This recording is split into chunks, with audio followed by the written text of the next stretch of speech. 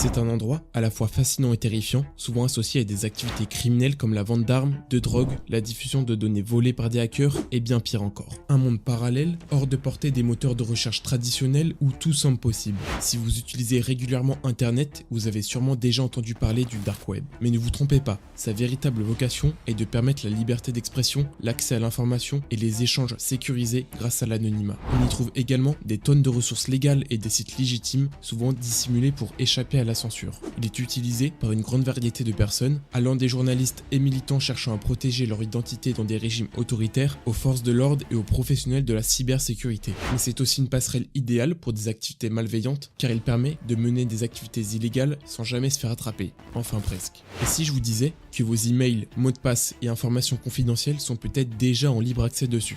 Si vous voulez accéder au Dark Web de la manière la plus sécurisée possible et en étant totalement invisible, sans risquer de vous faire hacker, je vous conseille vivement de suivre cette vidéo jusqu'au bout. Je vous ai préparé la vidéo la plus complète sur le sujet et je vais vous montrer précisément comment y accéder, quels outils utiliser, quelles configurations mettre en place et beaucoup d'autres conseils très importants. Si vous pensiez que l'utilisation de Tor vous rendait totalement anonyme et intouchable, vous allez rapidement découvrir que vous vous exposez à de très gros risques. Cette vidéo est uniquement à des fins éducatives. Je ne suis pas responsable des actions que vous pourriez entreprendre suite à son visionnage. Bonne vidéo! Pour cette démonstration, vous allez avoir besoin de Tor. C'est un logiciel open source qui permet de naviguer sur internet de manière anonyme. Il a été initialement développé par la marine de guerre des États-Unis pour protéger les communications gouvernementales sensibles. Grâce à ce logiciel, vous pouvez accéder au Dark Web, qui est une partie de l'internet non indexée par les moteurs de recherche traditionnels comme Google. Le fonctionnement de Tor repose sur un concept appelé routage en oignon, d'où son nom.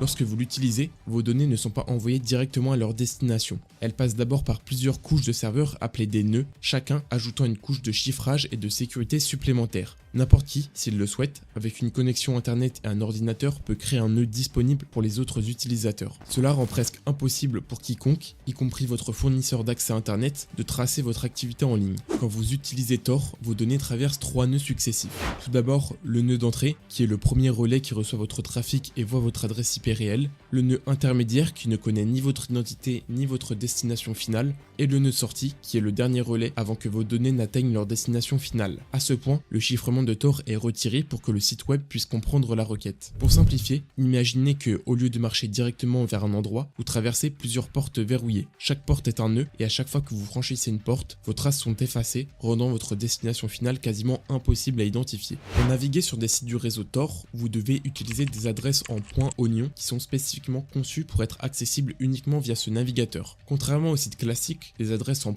.oignon ne peuvent pas être trouvées par des recherches traditionnelles et sont impossibles à retenir. Cela signifie que vous ne pourrez pas les découvrir par hasard. Pour y accéder, il vous faudra l'adresse exacte. Par exemple, une adresse pourrait ressembler à ceci.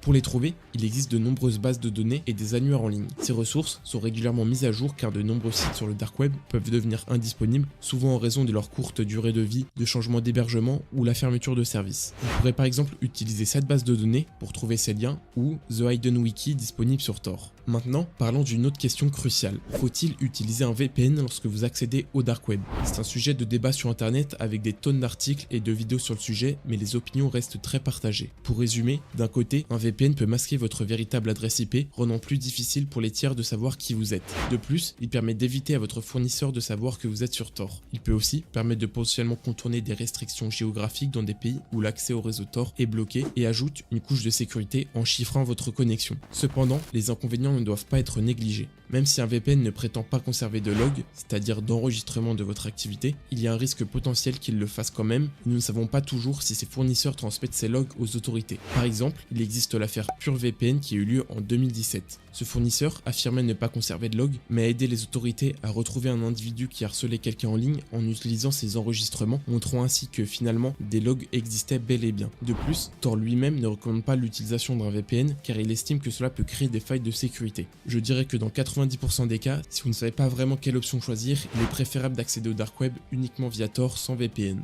Mais si vous choisissez d'utiliser un VPN, il est recommandé de privilégier un fournisseur qui affirme ne pas conserver conserver de logs en gardant à l'esprit que vous ne pouvez jamais leur faire totalement confiance. Maintenant, passons à l'installation de tout ce dont nous avons besoin pour accéder à Tor. Pour ce faire, nous allons utiliser Tails, un système d'exploitation portable conçu pour offrir un maximum de sécurité. Le meilleur moyen d'utiliser Tails pour garantir votre anonymat est de l'installer sur une clé USB, même s'il est possible de le faire sur une machine virtuelle. En effet, cela vous permet de charger tout le système en mémoire vive, ce qui garantit qu'aucune trace de votre activité n'est laissée sur l'ordinateur après un redémarrage. De plus, il y a quelques semaines, le projet Tor et Tails ont décidé de s'unir pour mieux lutter contre la surveillance de masse et la censure sur internet en collaborant ensemble. Pour l'installer, commencez par vous rendre sur le site officiel. Une fois dessus, cliquez sur l'onglet Installer Tails. Ensuite, sélectionnez l'option Seulement télécharger Tails pour clé USB. Cela vous redirigera vers la page de téléchargement. Sur cette page, vous trouverez un bouton Télécharger Tails. Cliquez dessus pour lancer le téléchargement de l'image. Une fois le téléchargement terminé, insérez cette clé USB dans votre ordinateur. Ensuite, vous allez utiliser un logiciel pour créer une clé USB bootable. Pour cela, je vous recommande Etcher. Si vous ne l'avez pas déjà, allez sur le site d'Etcher et téléchargez la version appropriée pour votre système d'exploitation. Une fois l'installation terminée, cliquez sur Flash from File et choisissez le fichier que vous avez téléchargé précédemment. Cliquez ensuite sur Select Target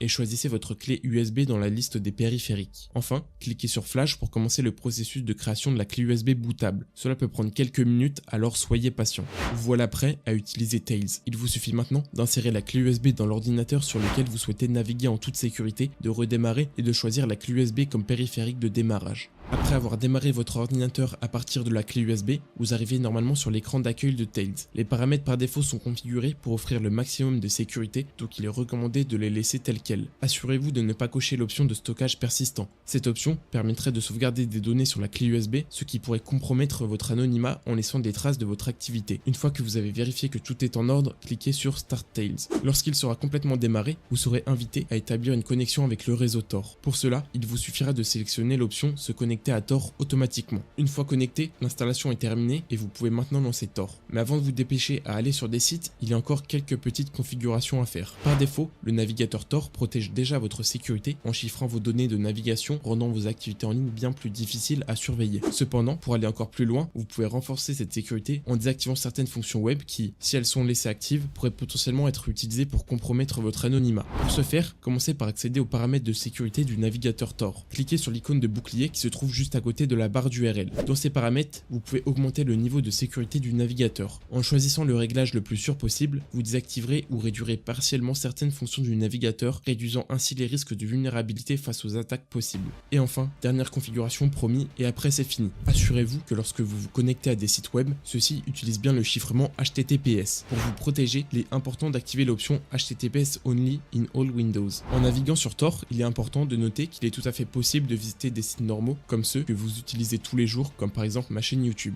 Cependant, la navigation sur ces sites classiques peut être un peu plus lente que d'habitude. Cette lenteur est due au fait que votre connexion passe par plusieurs nœuds de relais avant d'atteindre sa destination finale. En haut à gauche du navigateur Tor, vous pouvez voir le chemin exact que votre connexion emprunte avec les différents pays et adresses IP utilisées pour masquer votre activité. Comme vous pouvez le voir ici, chaque nœud ajoute une couche supplémentaire de sécurité. Maintenant, pour aller un peu plus loin dans cette démonstration, nous allons nous rendre sur un site en .oignon disponible uniquement sur le réseau Tor que j'ai trouvé en ligne. Par exemple, nous allons visiter une version spécifique de Reddit accessible uniquement via le réseau Tor comme vous pouvez le voir ici. Pour faciliter vos recherches de sites en .oignon, il existe des outils comme Onion Lookup. Cet outil permet de vérifier l'existence des services cachés sur le réseau Tor et de récupérer leurs métadonnées associées. On peut voir si le site est en ligne ou non et des informations dessus. Lorsque vous naviguez sur le dark web, quelques bonnes pratiques sont essentielles pour protéger votre sécurité et votre anonymat. Ne cliquez jamais sur des liens dont vous n'êtes pas sûr et vérifiez toujours les sources avant de visiter des sites en .oignon. Utilisez un site de messagerie spécifique au dark web pour créer un compte anonyme et ne donnez jamais votre véritable nom, pseudonyme ou adresse connue. Évitez absolument d'utiliser votre carte bancaire ou tout autre moyen de paiement traçable. Ne téléchargez de préférence aucun fichier et ne publiez pas de photos car elles peuvent toujours contenir des métadonnées révélatrices. Assurez-vous également que Tor est toujours bien à jour, restez loin de tout ce qui semble illégal et comprenez bien ce que vous faites avant de vous aventurer plus loin. Et voilà, nous avons vu ensemble les différentes possibilités du dark web et les étapes essentielles pour y accéder en toute sécurité. Comme nous l'avons vu, il peut offrir des ressources précieuses mais présente également des dangers considérables. Il est crucial de garder à l'esprit que l'anonymat n'est jamais garanti à 100%, même avec des outils comme Tor ou l'utilisation de VPN. Il est essentiel d'adopter de bonnes pratiques pour protéger vos données personnelles. Si vous avez des questions ou que vous avez trouvé cette vidéo utile et que vous voulez en voir plus sur le même sujet, par exemple pour devenir anonyme sur internet, n'hésitez pas à me le dire en commentaire. Et si la vidéo vous a plu, n'hésitez pas à aimer, partager et vous abonner pour me soutenir. Merci.